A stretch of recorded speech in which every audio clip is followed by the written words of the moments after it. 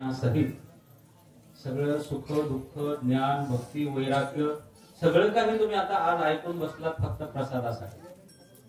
आणि तो दिवस म्हणजे आजचा दिवस आहे. विठ्ठला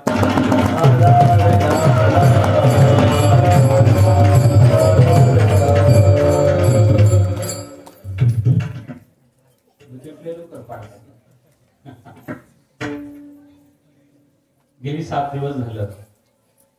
नंदाजी म्हटले आता परिचय माझा कोणाचाच नाहीये. आमचा एकदा भेट झालेली आळंदीला. नाही गावकरी आले होते, मला वाटते झुले असतील, भोगी काहीतरी आले. परमेश्वर महाराज होते कॉन्टॅक्ट मध्ये. आणि यजमान आजच्या कीर्तनाचे जे यजमान आहेत, विशेष असं वाटलं पत्रिका वाचल्यानंतर जी कमिटी मंडळ आहे सप्ताहाचे त्यांना खर्चाचं काही टेन्शनच नाही. नाश्ता एकाकडे, दुपारचं जेवण दुसरीकडे, संध्याकाळचं तिसऱ्या यजमानाकडे, आणि जागराला चहा पण असू शकतो बरं, मी अंदाज काढतो आहे ना, त्याचे यजमान आहे. म्हणजे पुरेपूर वर्गणी तुमच्याच मंदिरासाठी उरणारी दिसते. असं कारण आम्ही एवढं फिरतो पण असं गाव पाहण्यामध्ये आलं नाही की ज्या गावाच्या सप्ताहाला कमिटी मंडळांना खर्च करावा लागतो. मला वाटतं फक्त मंडप पण त्या यजमान आहे का? नेमकं आता वर्गणी कशासाठी जमा करून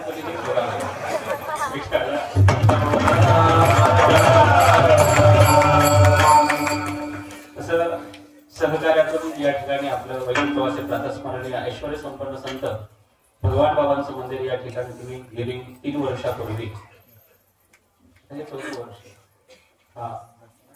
4 वर्ष पूर्ण झालेले आहेत. साक्षात भगवान बाबांचं आगमन आपल्या या धमधम गावामध्ये झालेलं आहे. आणि आजचे जे तुम्ही स्वागत केलेलं आहे, सुरुवातीला बसताना मला किती वाटत होतं, कारण आगळं वेगळं स्वागत पूर्वीच्या जुन्या काळामधली जी पद्धत आहे. बाबा एखादे महाराज जर गावामध्ये आले, त्यांचं स्वागत हे बैलगाडी, त्या काळात गाडी रथ वगैरे हे असं कसलं आले, पाहायला सुद्धा भेटत नव्हते. पण आज तो जुना काळ, एक क्षण असं आठवलं की मला बाबांची मिरवणूक कशी होत असेल त्या काळात. तुम्ही जे मिरवणूक स्वागत केलेलं आहे ते आमचं स्वागत नसतं. तुम्ही स्वागताला तिथे आल्यानंतर भगवान बाबाच्या जय घोषामध्ये तुमच्या डोळ्यामध्ये भगवान बाबा विषयी असणारी भक्ती दिसत होती. आणि त्या भक्तीचा एक पायी आहोत, त्याची परतफेड तुम्ही केलेलं स्वागत आहे. ते व्यक्तीचं नाहीये, ते तुमच्या हृदयामध्ये असणारा भगवानगडाविषयी प्रेम ते झळकत होतं, ते दिसत होतं. म्हणून खूप मोठ्या उत्साहामध्ये आनंदामध्ये तुम्ही स्वागत केलं. खूप छान वाटलं. पहिल्यांदा धमधम मध्ये आलो होतो. जेव्हा पहिल्यांदा नाव ऐकलं होतं तेव्हा मला प्रश्न पडला होता की धमधम पण गाव असू शकतं का? ऐकायला थोडं नवीन होतं त्या काळात, थोडं मार्मिकांची आवड आहे. विठ्ठला विठ्ठला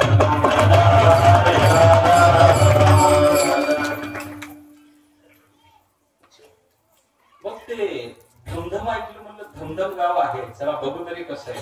इथं आल्यानंतर महाराज इथला हा उत्साह वगैरे सगळं पाहिल्यानंतर मनाला अगदी.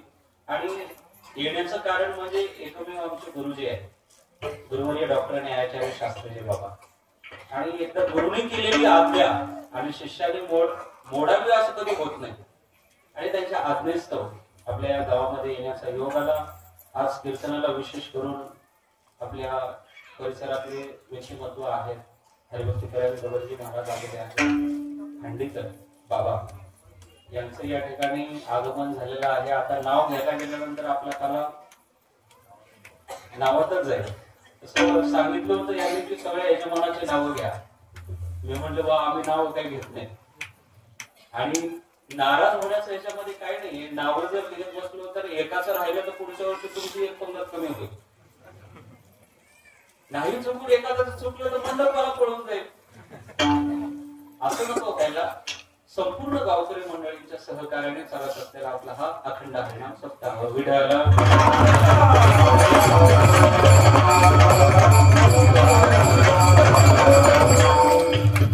आणि लांबचा प्रवास आहे. तुम्हाला तर माहिती, मला तर म्हटले बाबा शास्त्रीचे बाबा सकाळी 9 वाजता गावामध्ये ते हजर राहायचे. मी म्हटलं मी नवीन आहे आणि पहिल्यांदा येतोय, इथले रीतिरिवाज परंपरा काय आहेत मला काही एवढं ज्ञात नाहीये. तरी पण आम्ही खूप पहाटे म्हणजे सकाळी पहाटेच उठलेलो 4लाच. तिथून बरोबर 5:45-6 वाजता तिथून निघालो. इथं वेळेवरती तुम्ही दिलेल्या वेळेमध्ये कसं तरी हजर झालोय. 11 ते 1 हा कीर्तनाचा वेळ दिलेला होता, म्हणून आम्ही बरोबर 10ला आमचा अंदाज ठरलेला होता की अर्धा तास आपल्या मिरवणुकीमध्ये जाईल, मग तिथून पुढे कीर्तन करायला वेळ येतो. त्या पद्धतीने आम्ही आलो. योग्य वेळेवरती सगळं काही तुम्ही पूर्ण केलेलं आहे, म्हणून आजची ही सेवा तुमच्या चरणी अर्पण करण्याचा प्रयत्न. विडाला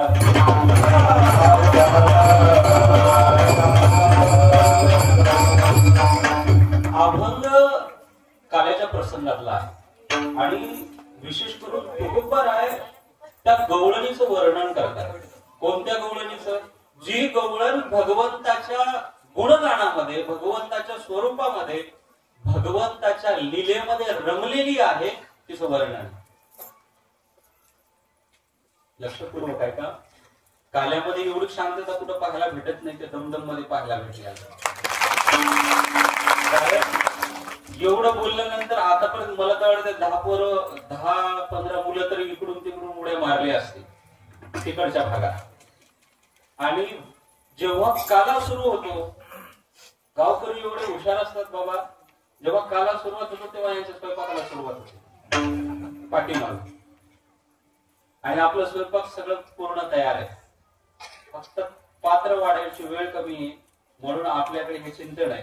नाहीतर आता पात्र वाढलं तर आता स्वयंपाक सगळा रेडी नाही, सुपडा साफ झाल्याशिवाय पीठ टाकलं.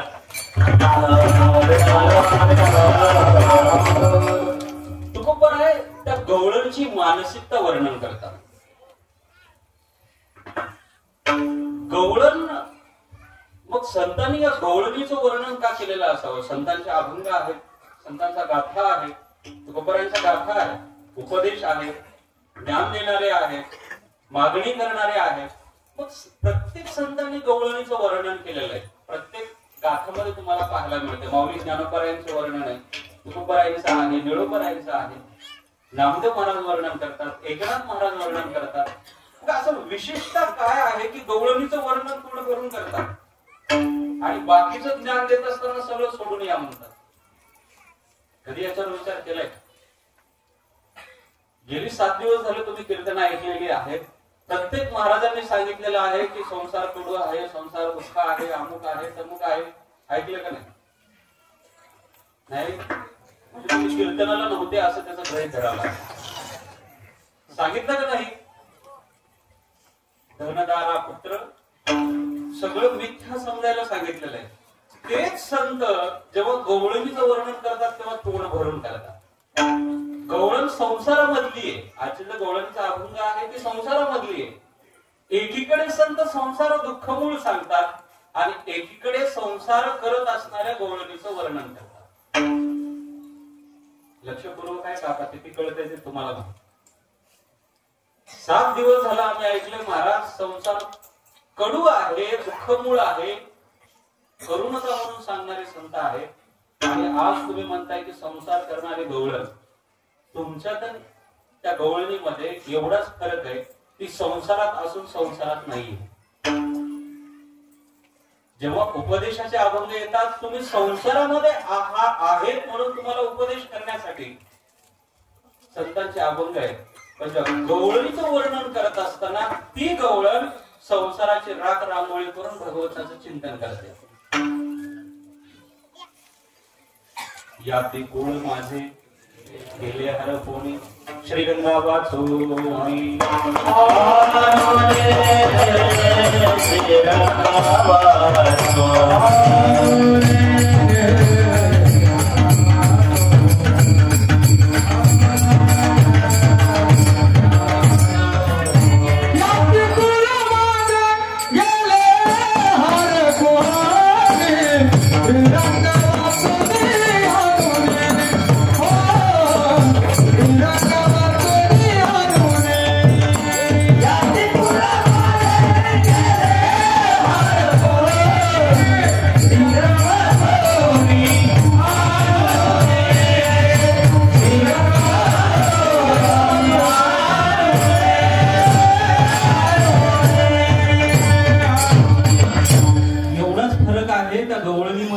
आपल्यामध्ये श्रीरंगा वाचून आणून येणे, भगवंताशिवाय मी दुसरं काही जाणत नाही, याती कुळ माझे गेले हरपणी. तुकोबाराय म्हणतात ही गवळण एक दिवस. त्या काळातला व्यवहार म्हणजे व्यापार म्हणजे दहीदुधाचा होता. गोकुळचं दहीदूध, गोकुळातलं दहीदूध हे मथुरेला जायचं. आणि जात असताना वर्णन असं आलेलं आहे महाराज, पूर्वीच्या काळामध्ये सुनबाईला दाराच्या बाहेर निघण्याचा म्हणजे उंबरट्याच्या बाहेर पाऊल टाकण्याचा अधिकार नव्हता. मग जात होत्या कोण? गोकुळाला जाणाऱ्या कोण होत्या? गोकुळाला जाणाऱ्या ह्या सुना नव्हत्या, सासवा होत्या. मग आता विचार करा, जर सुना भगवंताच्या गुणगानामध्ये दंग झालेले आहेत, तर ते सासवा गेलेले आहेत. ते सासवा कुणाच्या तरी सुनाच आहेत ना, त्यांच्या पण घरी सासवा होत्या, नाही असं नाही. म्हणून तर जेव्हा तुकोबारांना असं वाटलं ती गवळण बाजारामध्ये गेलेली आहे, त्या काळात ती उपजीविका ही दुधावरती भागायची. आता जसं आपलं डोंगराळ रान आहे, आपण डोंगरी भागामध्येच आहोत ना. हा, दही दूध विकून त्याच्यावरती शेतकऱ्याचा जोडधंदा म्हणजे दही दूध. आणि दही दूध असेल तर शेतकऱ्याच्या त्या उद्योगाला, व्यापाराला जंप बसतो, नाहीतर त्याचा जंपच बसत नाही कधीच. मग त्याचे सगळे जंपच असतात, सगळे जंप असतात. मराठी किती कळते मला माहिती नाही, मराठीत समजून घ्या. त्याचे जंप असतात. त्या काळामध्ये गोकुळातला मुख्य व्यवसाय हे व्यापार म्हणजे दही दूध विकणे. ती गवळण तुकोबाराय म्हणतात मथुरेमध्ये गेलेली आहे, बाजारात गेलेली आहे. डोक्यावरती दही आहे, दूध आहे, लोणी आहे. प्रत्येक गवळण वेगवेगळे पदार्थ आपापल्या ज्याच्या पद्धतीने आहे ते पदार्थ घेऊन गेलेली आहे. पण बाजारात गेल्यानंतर व्यवहारामध्ये आपण काय करतो? जी वस्तू नेलेली आहे तिचाच प्रचार करतो का नाही? ऍडव्हर्टाईज कशाची असते? तुम्ही गेलात बाजारामध्ये कांदे विकायला, तुमच्याकडे कांदे आहे, जातात का इकडे? हा, जातात, म्हणजे बाजार करतात म्हणून. बाजारामध्ये कांदे विकायला गेलात, दुकान मांडलं तुम्ही, आणि गिराईक तुमच्याकडे बोलवत असताना, आकर्षित करत असताना तुम्ही थोडंच म्हणता की लसूण घ्या, लसूण घ्या. कोणी असं झाल्यावर लोक काय म्हणते? येरवड्याचे गिराईक दिसते असं म्हणते. पण ही गवळण बाजारामध्ये गेली महाराज, डोक्यावरती दूध आहे, पण विकत असताना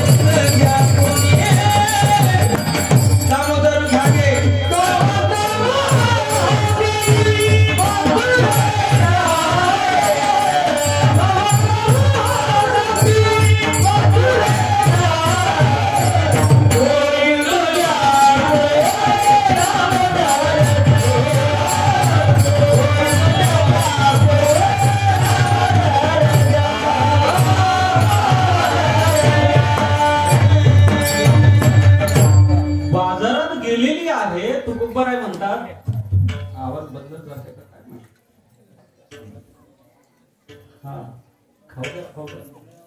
एक तास तर खाणार आहे, पुढे काय खाय? ते काय आहे, आवाजाला बेस लागतो. मला वाटतं तुम्ही काढून घेताय सलग. सिस्टीम खूप छान आहे, फक्त थोडं कमी जास्त ते, बाकी काय नाही. विठाला नाही तर पुन्हा त्रास व्हायचा त्यांना, मी काही बोलून जाईल. असं बरेच ठिकाणी घडतं. जिथे जिथे कीर्तनाला जातो, महाराजांनी सिस्टीमचं वर्णन केलं तर पुढच्या वर्षीची सुपारी मिळते. नाही महाराज जाता जाता ते बोलून गेले. काही महाराज तर असे महाराज विचित्र आहेत, नाही सिस्टम आवडली की माईक काढून फेकून हाणतात. बऱ्याच ठिकाणी घडतं असं, फेकून हाणतात म्हणजे त्यांना नाही हाणत, खाली स्टेजवर हाणतात. ती बाजारात गेलेली आहे, बाजारात डोक्यावरती दूध आहे आणि ती दूध म्हणायला पाहिजे. महाराज म्हणतात गोविंदू घ्या कोणी दामोदर घ्या. डोक्यावरती मला खरं तर पहिल्या चरणावरती यायचं होतं आणि पहिलं चरण त्याच अर्थाचं आहे. डोक्यावरती साहजिक दूध आहे तुकोबाराय म्हणतात. मग ती दूध विकत असताना असं म्हणत नाही गोरस विकता, गोरस डोक्यावरती आहे, कोणी एकी भुलली नारी विकिता गोरस. त्याचाच अर्थ आहे गोविंदू घ्या कोणी दामोदर घ्यावे. मग ती कोण आहे तुकोबारायला विचारलं. तुकोबाराय म्हणतात सांगता येत नाही. कोणी एकी, कोणीतरी एक नारी आहे. बघा नाही तर पुरुषाला सुद्धा महत्व नाही, त्याचं कारण सुद्धा सांगून जातो. तुकोबाराय नारी म्हटलेलं आहे, पुरुष नाही. कोणी एकी भुलली, त्याचं कारण त्यांच्या ठिकाणी संवेदनशील अंतःकरण आहे. मग महाराज माणसाच्या ठिकाणी नाही का? महाराज माणसं काही प्रेम करत नाहीत का? आपण प्रेम करतो, आपल्या प्रेमामध्ये कमी जास्तपणा आहे. पण ती जेव्हा जीव लावते ना, स्त्री आई जेव्हा जीव लावते ना, तेव्हा मागचा पुढचा काहीच विचार करत नाही. तिच्या डोक्यामध्ये कसलाच विचार नसतो. तिला माहिती असतं. बरं मला हे सांगा, तुमचं पोरगं तुम्हाला पोसत नाही हे तुम्हाला माहिती आहे, पोसणार नाही भविष्यामध्ये, हे तुम्हाला कळतं, ते तिला कळत नाही का? बोला, पितळ उघडं पडायचं नाही मला कीर्तनातून. तुम्हाला माहिती आहे, गॅरंटी आहे की तुमचा मुलगा तुम्हाला पोसत नाही, तिला कळत नाही का? अर्ध्या रात्री तो पिऊन जरी आला ना, त्याच्यासाठी ती जागी असते. याचं नाव संवेदनशील अंतःकरण आहे. विठ्ठलाला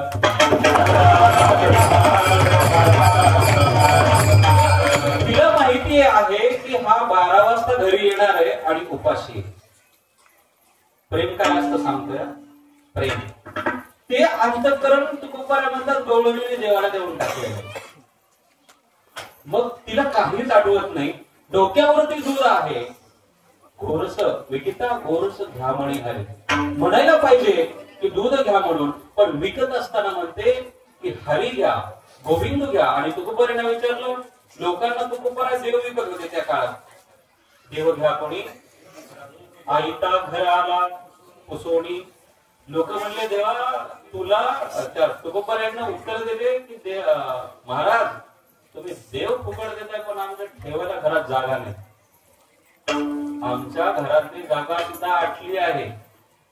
आणि तेच तुकोबाराय गवळणीचं वर्णन करत असताना म्हणतात, ती गवळण डोक्यावरती दूध असून सुद्धा विकिता गोरस घ्या म्हणे हरी. कोण आहे सांगता येत नाही, पण गवळण आहे तुकोबाराय म्हणतात. मग हा घडला प्रकार कशामुळे? आपण माझं दुसरं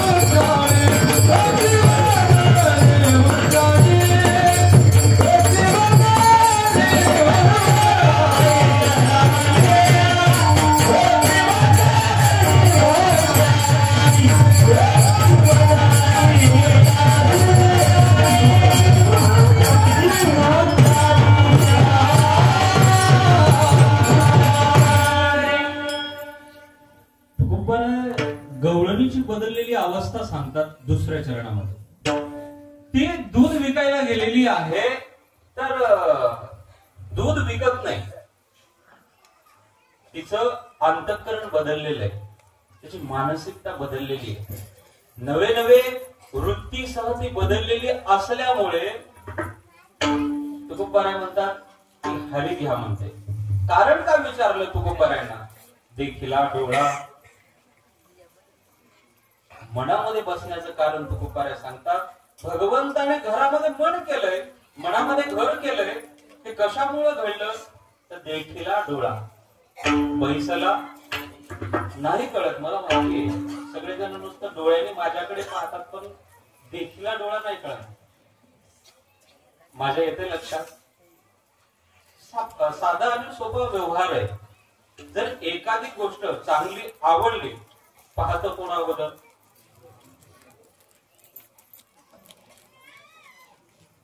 मी डोळा पाहतो. डोळा पाहतो, आवडली की त्या गोष्टीविषयी मनामध्ये इच्छा निर्माण होते. बरोबर? हे तर कळतंय ना. इच्छा निर्माण झाली मनामध्ये, मग ह्याच्यावरती माऊली ज्ञानोबारायांचे ओवे आहे. आवड ते वृत्ती किरीटी.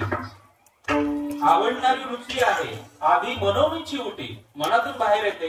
कशामुळे येते? तर माऊली म्हणतात डोळ्याने पाहिल्यामुळे वृत्ती जागी होते आणि त्या वस्तूची मागणी करते. हे पण कळणार नाही, मला माहिती आहे. साध्या आणि सोप्या भाषेत सांगतो. आमच्या माता माऊली आलेले आहेत बघा. आता त्यांचं कीर्तनापेक्षा आपल्या शेजारी कोण बसलेला आहे याच्यावरती जास्त लक्ष असतं. तुम्हाला कळणार नाही. तुम्ही काही जणांनी कालचे ड्रेस घालून आलेले, त्यांना माहितीये की आपल्या शेजारी कोण बसलेलं आहे आणि ते कम्पेअर करणार. माझा ड्रेस चांगला आहे, माझी साडी चांगली आहे का शेजारणीची? जर चांगली असेल तर विचारपूस केली जाते की ते किंमत किती आहे, किती हजाराची आहे. ती सहज सांगून जाते. काही नाही, आता ती भाषा मला येत नाही त्यांची. काही नाही, आपलं 5-10 हजाराची साडी आहे असं. बरोबर, छान आहे, खूप छान आहे. वर्णन तिथं थांबत नाही. काला संपतो, प्रसाद घेऊन घरी जातात. जेव्हा संध्याकाळच्या जेवणाची वेळ येते ना, ताटावर बसायची मालकाची. ताट वाढलं जातं महाराज. मालकाचा एक घास तोंडात गेला, दुसऱ्या घासाला वर्णन सुरुवात होतं. का हो, आज ते कृष्ण महाराजांचा काला होता. हा होता की आपण काल्याला गेलो होतो. हो गेलो होतो. मग माझ्या शेजारी आहे ना, अमुक अमुक यांची सौभाग्यवती शेजारी बसलेली होती. मग काय झालं? काय नाही, तिने अमक्या अमक्या दामाची साडी घातली होती. नवरा नुसता ऐकून घेतो. तुमची मानसिकता सांगतो. नवरा नुसता ऐकून घेतो, तिने पुढचं पाऊल टाकते. 5-10 हजाराची साडी होती, पण खाऊ ते पाहायला खूप छान होती बरं का. मला असं वाटतंय की ती साडी माझ्याकडे असावी. आणि तिथे जर नवऱ्याने नकार दिला ना महाराज, दुसऱ्या दिवसापासून याचं नाव आहे देखिला डोळा बैसला म्हण. गवळणीचं वर्णन तुकोबाराय करतात. भगवंताची मूर्ती डोळ्यामध्ये बसली.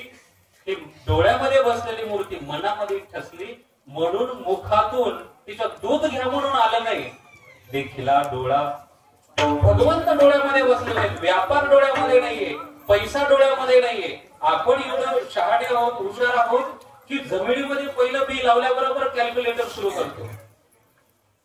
शेतकरी एवढा शहाणा आहे, जमिनीमध्ये पहिली सरकीचं बी खोवतो ना खोवतो याच्या हिशोबाला सुरुवात होते.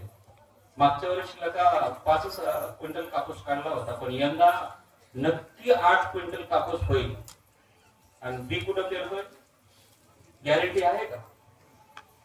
त्याला म्हणतात मनामध्ये बसलेले पैसा मनामध्ये. त्या गवळणीचं स्वरूप एवढं आणि भगवंताचं महाराज स्वरूपच तसं होतं. राजवंश सकुमार, मदनाचा पुतळा, रवी शशी कळा लोकलिया, एवढं सुंदर रूप भगवंताच्या त्या गवळणीच्या डोळ्यामध्ये बसलं. म्हणून तर देखिला डोळा बैसला म्हणी तोची. तोंडातून जोपर्यंत साडी येत नाही तोपर्यंत त्या बायकोचं तोंड बंद होत नाही. वदनी उच्चारे. हा एकदा का कपाटात येऊन साडी बसली तिचं वदन शांत होतं. तसं हिच्या डोळ्यामध्ये भगवंताचं रूप भरलेलं होतं म्हणून तोची वदनी उच्चारे. काही मथुरेच्या बाजारातल्या लोकांनी पाहिल्यानंतर असं वाटलं तू देवाचं नाव घेते आहेस बाजारामध्ये, तुला कळत नाही किती वेळ थांबायचं आहे, तुला घरच्यांची काय आठवण येते का नाही. गवळण म्हणते सगळं मी विसरलेलं आहे. अभंगाचं तिसरं चरण.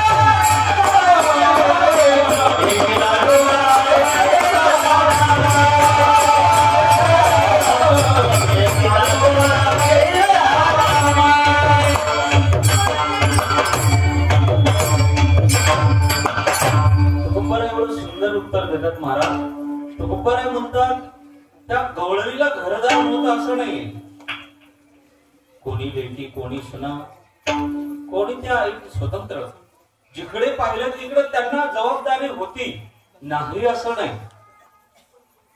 पण आपुलियाचा विसर भोळा, नादी लागल्या भगवंताच्या म्हणून आपुलियाचा विसर भोळा. आपण नादी लागतो भगवंताच्या फक्त 7 दिवस. एकदा काला झाला महाराज, काला संपला की झालं, मग आपला दुसरा नाद सुरू होतो. कपाशीला भाव किती, सोयाबीनला भाव किती, ज्वारीचं पीक जोमात आलंय, आबाळ येऊ नये अशी अपेक्षा आहे. हे आपलं चिंतन सुरू होतं.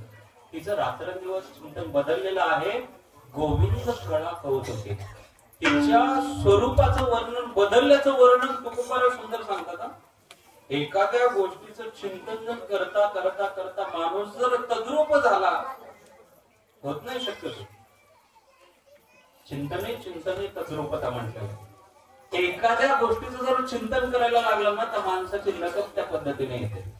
जर तुम्ही एखाद्याचं भाषण जर जास्त ऐकायला लागला, तुमच्या बोलण्यातून त्यांचे शब्द बाहेर पडतात भावासहित. म्हणून जे कार्यकर्ते वगैरे असतात बघा, कॉपी करताना लगेच लक्षात येतं की कुणाची कॉपी करताय. आता ना तो कोण कार्यकर्ते कोण काय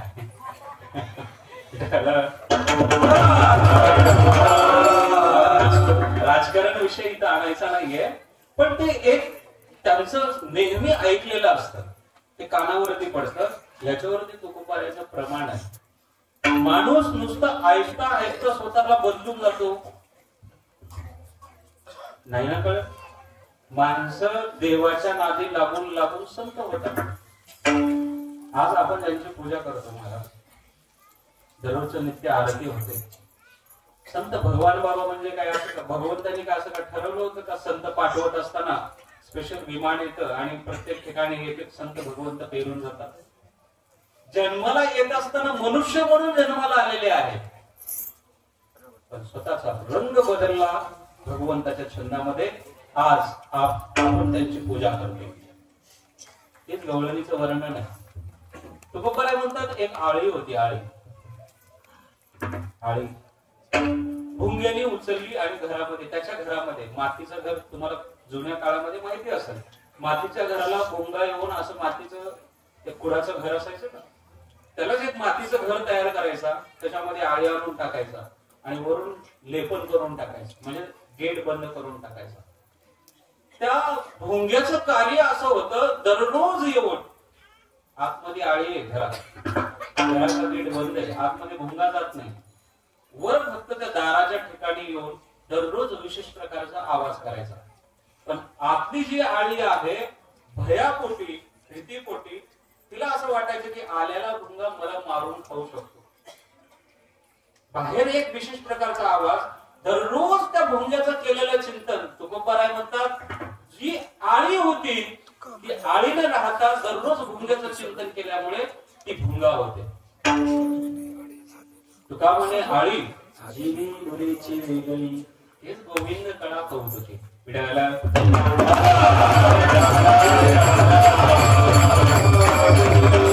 आपण बदलू शकत असं नाही, गवळणीसारखं आपण होऊ शकत नाही यात काहीच शंका नाही. आपण होऊ शकतो, आपण तो छंद घेतला नाही. आपण तो छंद घेतला नाही म्हणून आपण बाजूला राहिलो. आणि ती गवळण म्हणते गोविंद कळा कौतुके. आणि नेमकं असं होतं, महाराज परमार्थाला लागल्यानंतर लोक हसत असतात. ती गवळणी भरपूर आहे, घरची कुठे खाती, घरचीच कुठे खातात, सगळ्या घरचं खातात, दुसऱ्याची घाण साफ करतात. तुमच्या भाषेत घाण म्हणजे दुसऱ्याचं पाप तुम्ही कमी करता. आणि नेमकं परमार्थाला लागल्यानंतर ही गोष्ट घडते. ती गवळण बाजारामध्ये उभी आहे, चित्र डोळ्यासमोर आणा. दूध विकायला पाहिजे होतं, ती भगवंत विकते आणि तिच्याकडे पाहून काही लोक हसतात. तेव्हा ती खूप सुंदर उत्तर देते. अभंगाचा शेवटचा